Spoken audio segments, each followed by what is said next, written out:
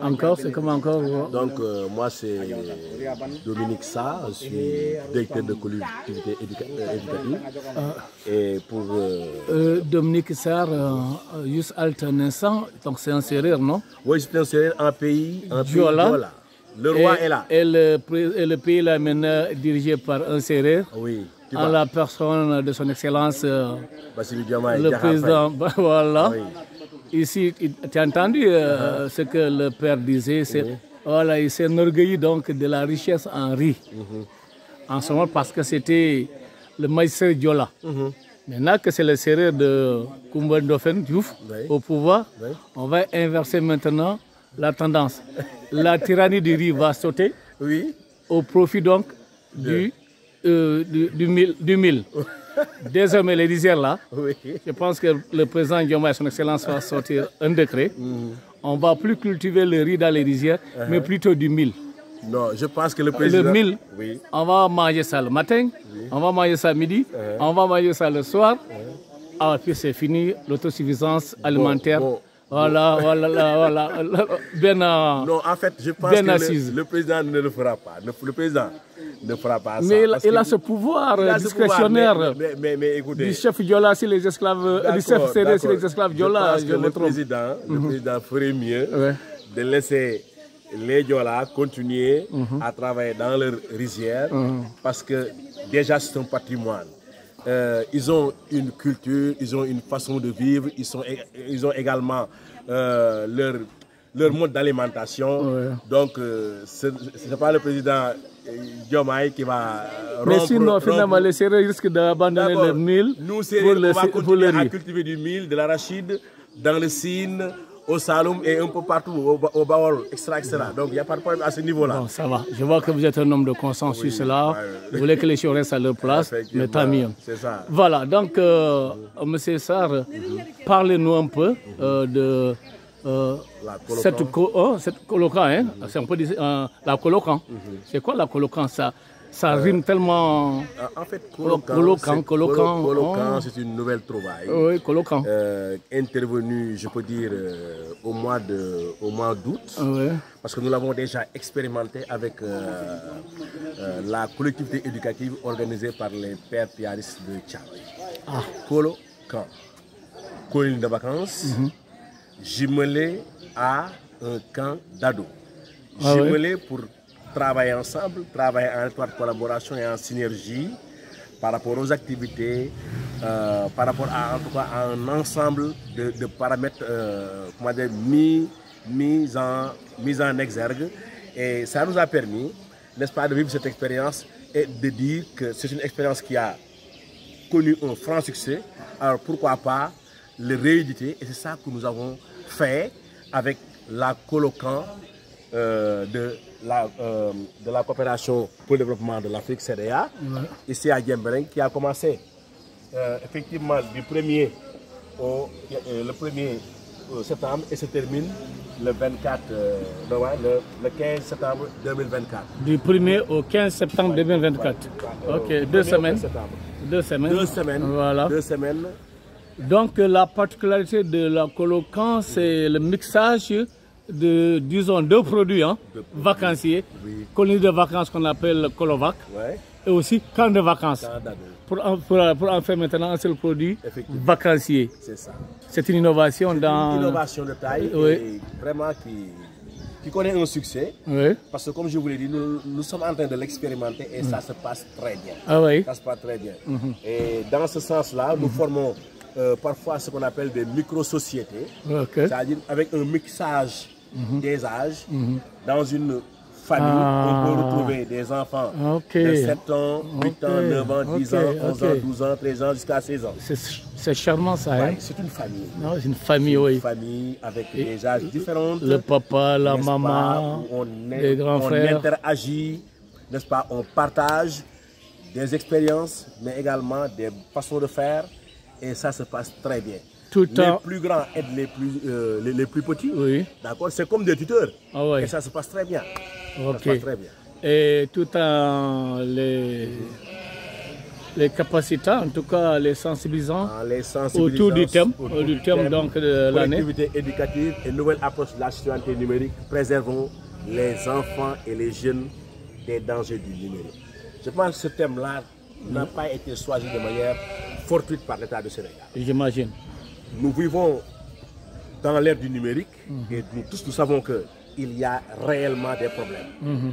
Des problèmes d'utilisation du numérique chez les enfants et chez les jeunes qui font que l'État, conscient des dangers et des problèmes vécus dans les familles et un peu en fait dans la société, a jugé nécessaire, n'est-ce pas, d'éviter et d'impliquer les collectivités éducatives, n'est-ce pas, pour travailler dans ce sens-là, afin que des solutions soient trouvées, mais afin qu'on puisse comment dire, sensibiliser les enfants et les jeunes pour leur dire, le numérique, c'est bien, parce que nous sommes dans cette ère, mais attention, il faut savoir utiliser de manière judicieuse les réseaux sociaux. Merci beaucoup. Et le sous-thème, c'est quoi? Et le sous-thème, ma culture, mon identité. Vous l'aviez dit tantôt, nous sommes dans une zone purement culturelle.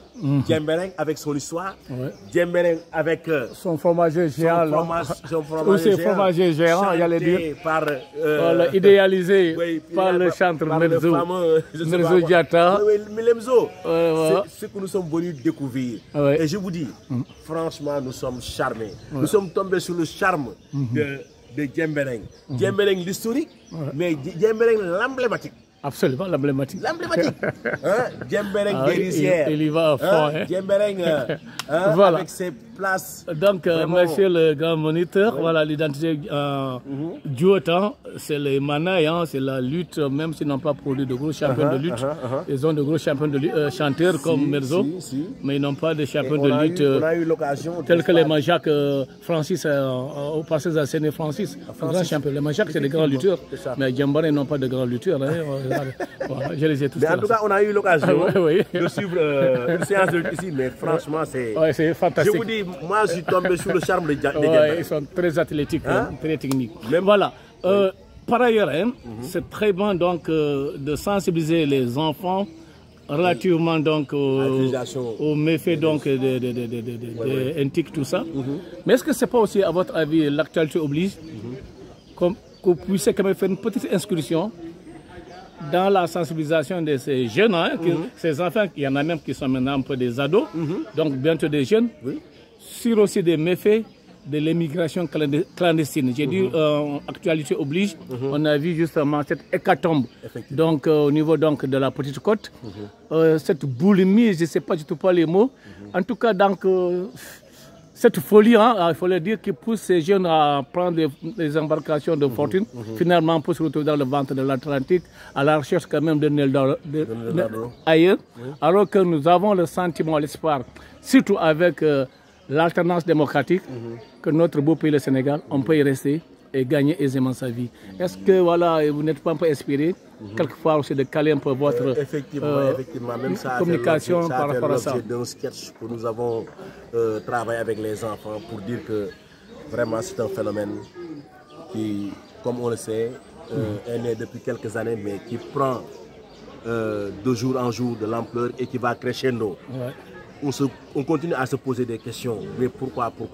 Et nous savons tous que c'est lié à la conjoncture, c'est lié aux difficultés de la vie, mais comme les autres l'ont déjà dit, ils invitent les jeunes, n'est-ce pas, à continuer à croire en eux, en se disant que restons au Sénégal et travaillons pour développer ce pays-là.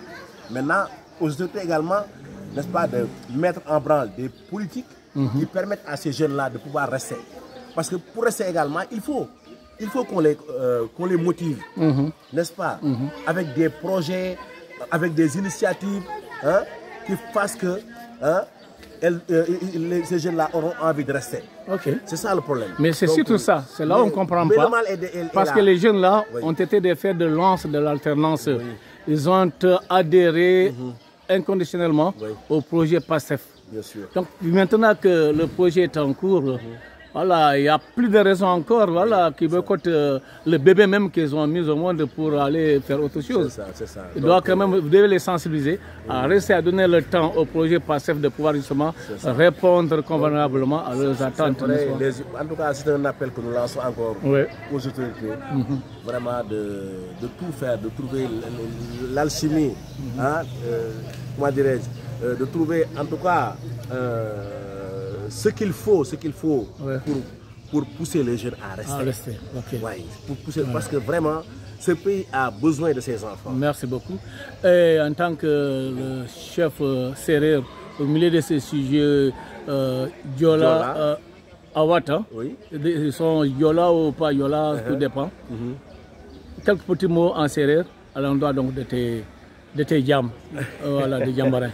Au fogole inway simnanun inway meke Jembereng bref sate fano nak sate ciosano sate ciosano, ça je comprends. Sate ciosano ngara men depuis le 1er septembre a felanga rok le 15 te imbaru pang chalel ke mais ke imbangala nun dal te refu meke Jembereng sate fa andona yo vraiment win faax iso umen wa anona ambuga win lol ye ngarna bo ndik nak i manke e dara waaw ku i soxla na il so an men jam fa mayo jegu men il simna nun laya jokanjal koromak jokanjal koromak